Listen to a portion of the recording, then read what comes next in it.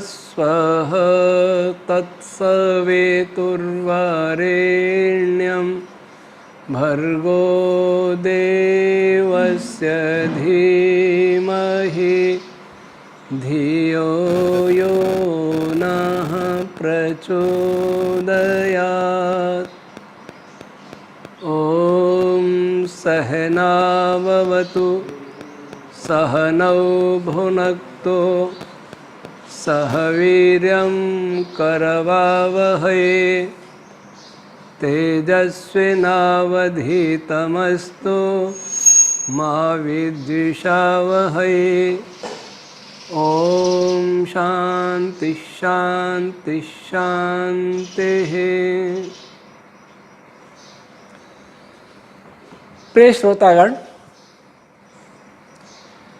एक लंबे समय के पश्चात आज वेद विज्ञान आलोक की कक्षाएं पुनः प्रारंभ करते हैं। अभी तक आपने 71 कक्षाओं को देखा सुना होगा। पहले हमने आकाश नामक पदार्थ पर भी 6 वीडियो डाले थे। वो 72 से लेकर 77 तक, उनको हमने डिलीट कर दिया था। पुनः हम आकाश पर कुछ संक्षिप्त विचार करते हैं। पहले थोड़ा विस्तार था, अब संक्षेप में बताएंगे। यह एक ऐसा पदार्थ है जो वर्तमान विज्ञान के लिए एक आश्चर्य बना हुआ है। कुछ दशकों पूर्व वर्तमान भौतिक वैज्ञानिक स्पेस को ईथर नामक एक पदार्थ के रूप में कल्पना करते थे, जिसके बारे में कहा जाता था कि यह पदार्थ सभी जगह संपूर्ण खाली स्थान को भरे रहता है। यह पदार्थ इलेक्ट्रोमैग्नेटिक वेव्स के आने जाने का एक रास्ता है। पता नहीं क्यों उस ईथर को कल्पना मात्र मानकर छोड़ दिया गया। उस विचार को अब कोई नहीं मानता, कोई चर्चा भी नहीं करता।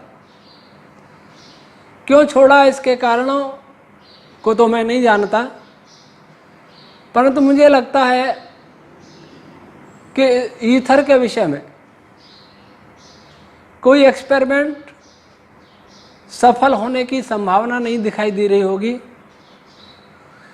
क्योंकि वर्तमान भौतिकी के 2 ही आधार हैं, एक्सपेरिमेंट, ऑब्जर्वेशन या फिर मैथ। इन 2 में से, या इनको 3 माने तो 3 में से किसी की भी संभावना न देख करके शायद इस विचारधारा को त्याग दिया। इन अनिवार्यताओं के कारण वर्तमान भौतिकी ने अपने को एक संकीर्ण दायरे में सीमित कर दिया है। इसके अनुसार उसके मन में ये कभी विचार आता ही नहीं कि इन तीनों से भी बाहर कुछ हो सकता है, जिसको हम प्रत्यक्ष नहीं देख सकते, नहीं अनुभव कर सकते, लेकिन लॉजिकली, तार्किक रूप से उसकी संभावना हो सकती है। संभावना नहीं, कभी कभी अनिवार्यता होती है। इसके विषय में पहले हम कभी चर्चा कर चुके हैं कि तर्क और ऊहा का क्या महत्व है। वैदिक फिजिक्स प्रयोग, प्रेक्षण और गणित, इन सब को महत्व देती है जितना संभव हो सके। वर्तमान में ये बहुत कठिन है, क्योंकि नया नया हमने इस पद्धति को खोजा है, फिजिक्स की पद्धति को, तो इस पर ये सब होने में, प्रयोग होने में, परीक्षण होने में या प्रेक्षण होने में, मैथ विकसित करने में बहुत समय लगेगा और बहुत सारे प्रतिभाशालियों को इसमें तपस्या करनी पड़ेगी। लेकिन तब तक हम यह विचारें कि क्या तर्क संगत है और क्या तर्क संगत नहीं है। वैदिक फिजिक्स इन तीन से आगे बढ़ करके इस ओर अवश्य ध्यान देती है। और अंत में उपासना। खैर, तो स्पेस ईथर की धारणा को पीछे छोड़ते हुए भी बराबर स्पेस की चर्चा फिजिक्स में अवश्य होती है। स्पेस और टाइम नहीं है तो फिजिक्स नहीं है, उसका आधार ये है। लेकिन आधार का पता नहीं है कि वो आधार क्या है। हम इस भवन में बैठे हैं, भवन की दीवारें दिखाई दे रही हैं, फर्श छत सब दिखाई दे रहा है, लेकिन इसकी नींव वो दिखाई नहीं दे रही। भले ही वो दिखाई न दे, लेकिन नींव है यह अवश्य मानना पड़ेगा। इसके लिए प्रत्यक्ष प्रमाण की जरूरत नहीं है और प्रत्यक्ष प्रमाण हो भी नहीं सकता। दूसरे मकान को खोद के देखेंगे उसकी नींव है, या मकान को बनते हुए देखेंगे कि पहले फाउंडेशन भरा जाता है, तो उससे इसमें भी फाउंडेशन भरा गया होगा इस भवन में, यह प्रत्यक्ष प्रमाण नहीं हुआ, ये अनुमान प्रमाण है। और अनुमान प्रमाण को तथाकथित वैज्ञानिक बुद्धि वाले नास्तिक व कोई महत्व नहीं देते, तो और लॉजिक को भी नहीं देते। लेकिन यहां देना पड़ेगा कि जिस प्रकार दूसरे भवनों की नींव होती है वैसे इस भवन की भी नींव है, भले ही हम नहीं देख पा रहे, अंदर है। तो स्पेस की चर्चा होती है, कैसे होती है? स्पेस कर्व होता है, स्पेस डिस्टॉर्ट होता है, डिस्टॉर्ट भी हो रहा है, कर्व भी हो रहा है, लेकिन वह पदार्थ क्या है इसकी चर्चा नहीं है। क्या है ये रहस्य? हमारे वेद विज्ञान आलोक को जो गहराई से पढ़ेगा और आद्यंत पढ़ेगा, ऐसा नहीं भूमिका में पूर्व पीठिका में स्पेस का प्रकरण पढ़ के ही सब कुछ जान जाएगा। इसमें हम बहुत बड़ा काम कर सकते हैं केवल स्पेस को लेकर के, लेकिन वह काम तब चाहता है, समय चाहता है, और अभी उसकी बहुत चर्चा न करके यहाँ कहेंगे कि हमारी वैदिक भौतिकी में दो प्रकार के स्पेस की चर्चा की गई है। महर्षि दयानंद सरस्वती ने सत्यार्थ प्रकाश के 8वें समुल्लास में तैत्तिरीय उपनिषद का एक वचन लिया है, उद्धृत किया है, तस्माद्वा तस्मादात्मन आकाश संभूत, आकाशाद्वायु वायुरग्नि आदि। तस्माद्वा, और ऋषि दयानंद इसकी व्याख्या करते हुए कहते हैं कि उस परमेश्वर और प्रकृति से आकाश, अवकाश अर्थात जो कारण रूप द्रव्य सब सर्वत्र फैल रहा था, उसको इकट्ठा करने से अवकाश सा उत्पन्न हो जाता है। वास्तव में आकाश की उत्पत्ति नहीं होती, क्योंकि बिना आकाश के प्रकृति और परमाणु कहाँ ठहर सके। यह सत्यार्थ प्रकाश में दिया कि जो कारण द्रव्य है, जो मूल कारण है जिससे संसार बना है, वो फैल रहा था, और फैला हुआ पदार्थ जब परमेश्वर इकट्ठा करता है तो कुछ स्थान खाली हो जाता है, उसको ही कहते हैं आकाश। तो खाली स्थान बना नहीं है, व्यवहारिक रूप में उत्पन्न हुआ है। हम रेलगाड़ी में सफ़र करते हैं और किसी यात्री को कहते हैं थोड़ा आप खिसकिएगा, थोड़ा सीट दीजिए, वो एक तरफ खिसक जाता है और सीट मिल जाती है। सीट बनाई थोड़ी है, सीट तो थी। जो दो व्यक्ति बैठे थे वो थोड़ा निकट आ गए, तीसरे व्यक्ति को स्थान मिल गया, ये सीट हो गई। सीट पहले से थी, सीट नहीं बनी, बनी फैक्ट्री में, यात्रियों ने नहीं बनाई। तो वैसे अवकाश रूप आकाश कभी बनता नहीं है, क्योंकि उसमें तो ये सारा पदार्थ फैला हुआ है। अब दूसरा आकाश क्या होता है, इसके विषय में पहले इसके विषय में और लिखा है। अब ऋग्वेदांत भाष्य का देखिए, उसमें एक वेद मंत्र है नासदी सूक्त का, ऋग्वेद 10:129 ना सदासीनो सदासित तदानीम नासिद रजो नो व्योमा परोयत। इसका भाष्य करते हुए महर्षि दयानंद ऋग्वेदांत भाष्य भूमिका के सृष्टि विद्या विषयक नामक अध्याय में लिखते हैं, न सदासी यदा कार्यम जगन्नोत्पन्नमासीत् तथा सत् सृष्टेः प्राक् शून्यमाकाशमपि नासीत्, कुतः तद् व्यवहारस्य वर्तमानाभावात्। नो सदासीत् तदानीं तस्मिन् काले सत् प्रकृत्यात्मकम अव्यक्तम सत् संजकम यत् जगत् कारणम तदपि नो आसीन न वर्तत। नासीद् रजः परमाणवोपि नासन् न्यो व्योमा परोयत् व्योमाकाशम अपरम यस्मिन् विराडाख्ये सोपि नो आसीत्। किन्तु परब्रह्मण सामर्थ्याख्यमतीव सूक्ष्मं सर्वस्यास्य परम कारण संज्ञकमेव तदानीम समवर्तत। एक तो बताया कि शून्य आकाश भी नहीं था, कुतः क्यों, तद व्यवहारस्य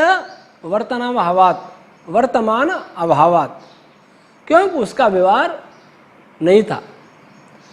सब जगह पदार्थ फैला था, खाली स्थान था नहीं, इसलिए रिक्त स्थान रूपी आकाश, अवकाश रूपी आकाश भी नहीं था। लेकिन जैसे ही वो पदार्थ में संघनन हुआ तो खाली स्थान हो गया, वो हो गया आकाश। तो क्या आकाश पैदा हुआ? नहीं, पैदा नहीं हुआ है, व्यवहारिक रूप में आया है। और दूसरा अपरो व्योमन, दूसरा व्योम, अपर दूसरा आकाश। अब इस पर एक 5 टिप्पणी दी है, ये ऋग्वेदांत भाष्य भूमिका है, रामलाल कपूर ट्रस्ट से प्रकाशित। तो इसके संपादक आर्य समाज के बहुत बड़े विद्वान हुए पंडित युधिष्ठिर जी मीमांसक, उस पर 5 टिप्पणी लिखते हैं। पूर्वत्र असत पदव्याख्याने शून्यमाकाशमपि नासीत् इत्युक्तमिहापि व्योमाकाश परम इत्युक्तम्। उभयत्राकाश भावस्योक्तत्वात् पुनरुक्ति दोष परिहाराय पूर्वत्र शून्य आकाशमित्यत्र आकाश पदम अवकाश परम यह च आकाशम भूत परम व्याख्यायेयम्। एक तो शून्य आकाश है, एक भूत आकाश है, 5 महाभूतों का भाग एक आकाश है। तो 2 आकाश हुए। एक आकाश खाली स्थान है जो न नष्ट होता है न उत्पन्न होता है, अर्थात वो होता ही नहीं, अभाव का नाम है, लेकिन उसकी भी बड़ी आवश्यकता है। दूसरा आकाश, भूत आकाश, 5 महाभूत, ये एक पदार्थ है। ये पदार्थ है, इसकी उत्पत्ति कैसे होती है, इस विषय में थोड़ा ये सोचें कि आकाश पदार्थ की आवश्यकता क्या है। आकाश सब पदार्थों का जिनको वर्तमान विज्ञान जानता है या जान सकता है, उन सब का आधार है। एक कार रोड पर चलती है, रोड के बिना कार नहीं चलेगी। किसी के लिए चलने के लिए वायु चाहिए, किसी के लिए चलने के लिए पानी चाहिए, लेकिन कुछ ऐसी चीजें हैं जिनको चलने के लिए कोई आधार चाहिए, रोड चाहिए। वो रोड है आकाश, स्पेस, महाभूत आकाश।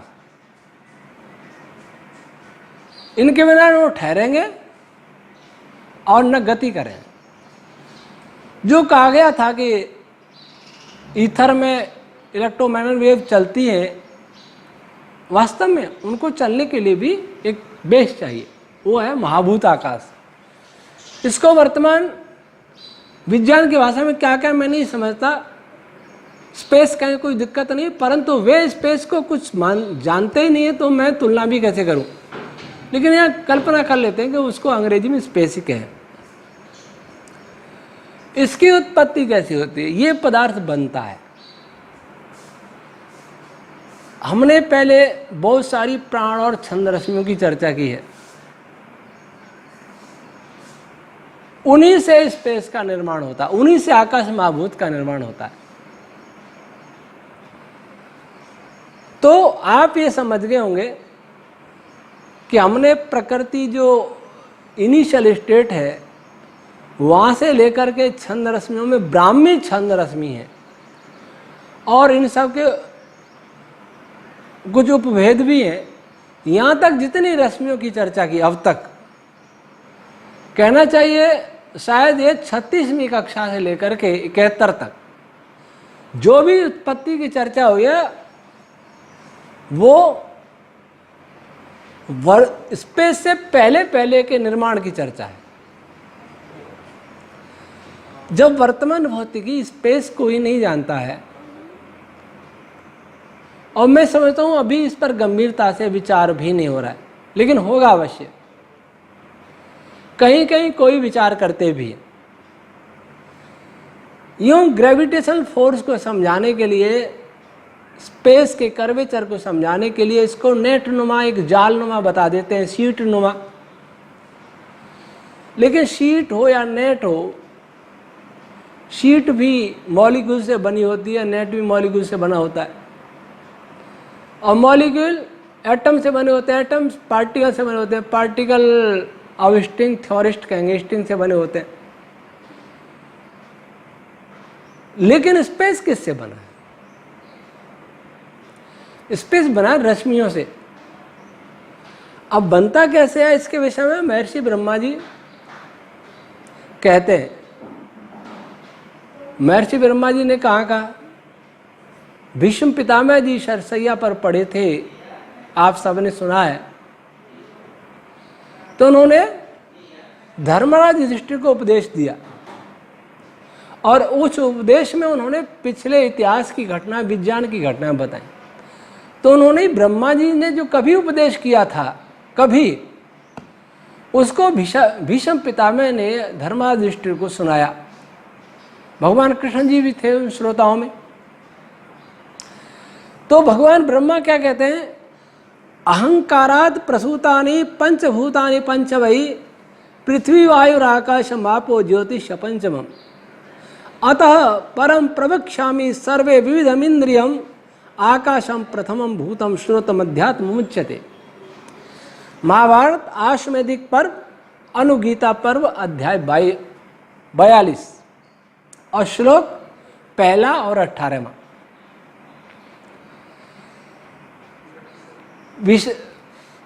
बड़े दुख की बात है कि महाभारत जैसा एक महान ग्रंथ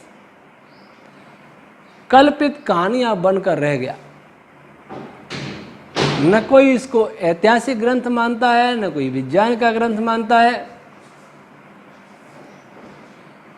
बहुत उपेक्षा हो रही है। उस ग्रंथ में अगर अनुशासन पर्व पढ़ें, शांति पर्व पढ़ें, आश्वेधिक पर्व पढ़ें, तो उसमें गंभीर विज्ञान के रत्न मिलेंगे। तो ब्रह्मा जी क्या कहते हैं, अहंकार, जो हम पहले बता चुके हैं, अहंकार का वीडियो सुन लें, इससे पहले मन का सुन लें। अहंकार अर्थात मन, मैथ, बुद्धि, ये सब एक है, थोड़ा सा इनकी स्टेट का अंतर है। इनसे ही 5 महाभूत उत्पन्न होते हैं, पृथ्वी, जल, अग्नि, वायु और आकाश। और उसमें सबसे पहले आकाश महाभूत की उत्पत्ति होती है, इसी समय श्रोत्र इंद्रिय की उत्पत्ति होती है। पृथ्वी, जल, अग्नि, वायु, आकाश, इनका नाम सुन करके वर्तमान जो युवा है, बालक है, जिसने मेंडलीव की आवर्त सारणी को पढ़ा है, जिसने मैटर एनर्जी स्पेस को पढ़ा है, वो हंसता है कि 5 तत्व आकाश, वायु, जल, अग्नि, पृथ्वी क्या है। वो हंसने का उसका कारण भी स्वाभाविक है, हंसने का भी एक कारण है, क्योंकि जो दार्शनिक लोग हैं वे भी इनका खुलासा नहीं कर पाए। मैंने तो जितनी पुस्तकें पढ़ी हैं, कहीं कहीं पश्चिमी वैज्ञानिकों ने भी इनको उद्धृत किया है, और वो भारतीय दार्शनिकों को नहीं, अरस्तु, प्लूटो, इनको उद्धृत किया है। सुकरात, इनको दार्शनिक तो माना जाता है, लेकिन भारतीय ऋषि मुनि की चर्चा करने में तो अपने यहाँ के युवकों को भी लज्जा आती है। उनके अंदर घृणा पैदा कर दी गई ऋषियों के प्रति, महापुरुषों के प्रति। ये बड़ा दुर्भाग्य और मूर्खता का भी सूचक है। तो उन्होंने उन दार्शनिकों की बातों को जब विज्ञान की पुस्तकों में कहीं उद्धृत किया है कि पहले साइंस प्लूटो के समय कैसा था, तो उन्होंने पृथ्वी का अर्थ तो अर्थ कर दिया भूमि, EARTH, और जल का अर्थ कर दिया वाटर, अग्नि का अर्थ कर दिया फायर, वायु का अर्थ कर दिया एयर, आकाश का स्पेस। स्पेस तो चलो ठीक है, लेकिन ये 4 जो अर्थ कर दिए अंग्रेजी में अनुवाद कर दिए, ये वर्तमान विज्ञान के युवा या बच्चे के उपहास का कारण बन गए। इसलिए वो बालक इन पंच महाभूतों पर हंसता है, क्योंकि अर्थ, वाटर, फायर, एयर, इनसे ब्रह्मांड की व्याख्या नहीं हो सकती है। जिन्होंने करने का प्रयास किया, वैशेषिक दर्शन का जिन्होंने भाष्य किया, वहां यही समस्या है कि वो आधुनिक फिजिक्स से कहीं अलग जाके खड़ा हो जाता है, और ऐसा खड़ा हो जाता है कि कोई व्यवहारिक विज्ञान उससे बन नहीं पा रहा। कभी हम वैशेषिक का भाष्य करेंगे तो समझाएंगे। खैर, तो ये नहीं है, वायु का अर्थ एयर नहीं है। हम भले इस वायु को वायु, हवा को वायु कह देते हो। जल का अर्थ ये पानी नहीं है पीने वाला। ऐसे ही अग्नि का अर्थ ये फायर नहीं है, आग। अब पृथ्वी का अर्थ ये अर्थ नहीं है, भूमि ये नहीं है, धरती, कुछ और अर्थ है। जो इनका प्रकरण आएगा तो कुछ कुछ बताएंगे। अब उधर महाभारत के शांति पर्व के मोक्ष धर्म परम अध्याय 183 में श्लोक 9 और 10 में महर्षि भृगु जी महाराज ने महर्षि भरद्वाज जी को कहा था कभी, वो भी पितामह भीष्म ने बताया, पुरास्तिमितम आकाशम अनंतम अचलोपमम नष्ट चंद्रार्क पवनम प्रसुप्तमेव संबभौ ततः सलिलमुत्पन्नम तमसी वा परम तमः तस्मात् सलिलोपीडा दुदतिष्ठति मारुतः। अर्थात संपूर्ण अहंकार, मनस्तत्व, पदार्थ स्थिर अनंत अवकाश रूप तमोमय आकाश के समान उसी में विद्यमान था। उस समय मानव समूचा ब्रह्मांड, चंद्र, सूर्य, वायु सभी पदार्थ नष्ट होकर के कारण रूप उस अचल अनंत पदार्थ अहंकार या मनस्तत्व में सो रहे थे। अर्थात जैसे एक मिट्टी का ढेला फोड़ करके धरती पर फेंक दिया जाए तो कहेंगे कि ये बड़ा सा ढेला था, या बड़ी सी पत्थर की शिर आती है, मानो नष्ट होकर के भूमि पर सो रही। तो वैसा ही समूचा ब्रह्मांड उसमें सो रहा था, उसी में लीन था। और उससे सबसे पहले क्या बना? सलिल बना।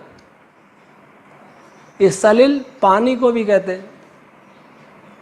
कुछ लोग कहते हैं पहले पानी पैदा हुआ। वो शब्द का वह अर्थ ग्रहण कर लेते हैं जो उन्होंने ज़्यादा सुना है, और ये ज़्यादा सुनने से बहुत बड़ी भूलें हुई। प्रकरण नहीं देखते कहाँ किस शब्द का क्या अर्थ ग्रहण करना है। जो वेद को समझना चाहते हैं या किसी भी ग्रंथ को समझना चाह रहे हैं, उन्हें प्रकरणवित होना चाहिए।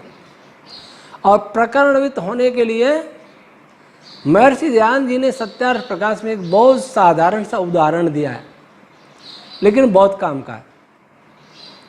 जिन्होंने सत्यार्थ प्रकाश पढ़ाया वे जानते हैं, लेकिन जिन्होंने नहीं पढ़ा इसलिए उनको बताता हूँ कि सेंधव नमक को कहते हैं। सेंधा नमक सब जानते हैं। और सेंधव घोड़े को भी कहते हैं।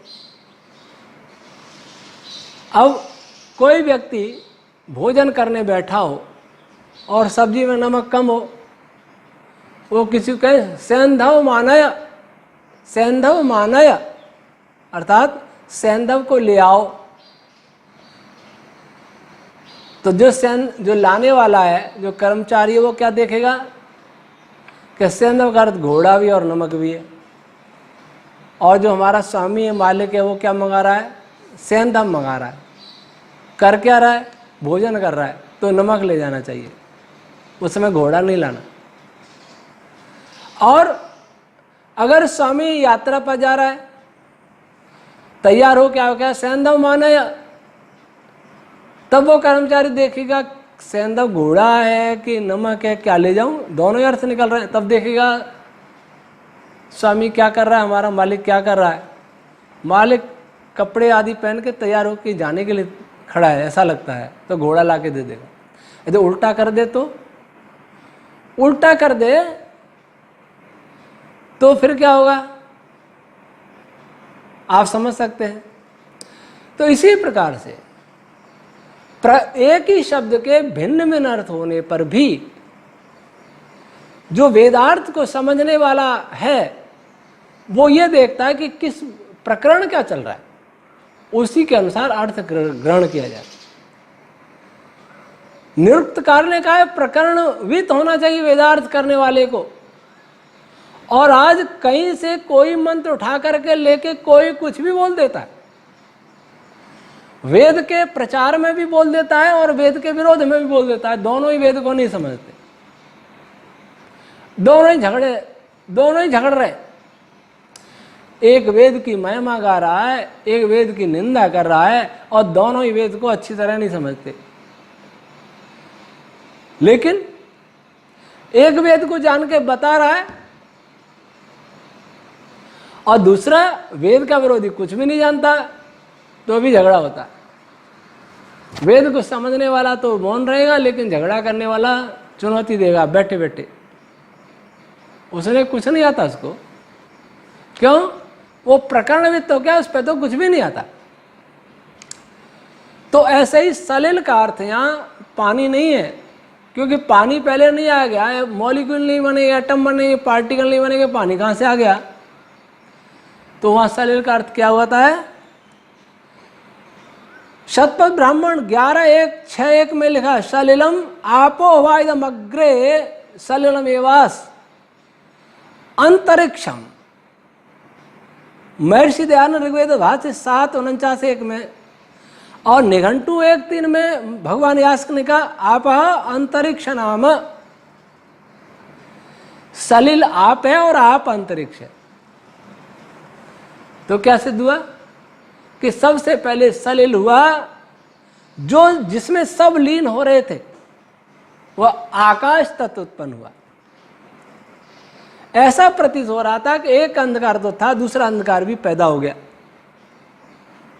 तो इस आकाश की उत्पत्ति का ये प्रकार महाभारत के अनुसार हुआ। आज का समय समाप्त हुआ। शेष चर्चा कल। ओम शम।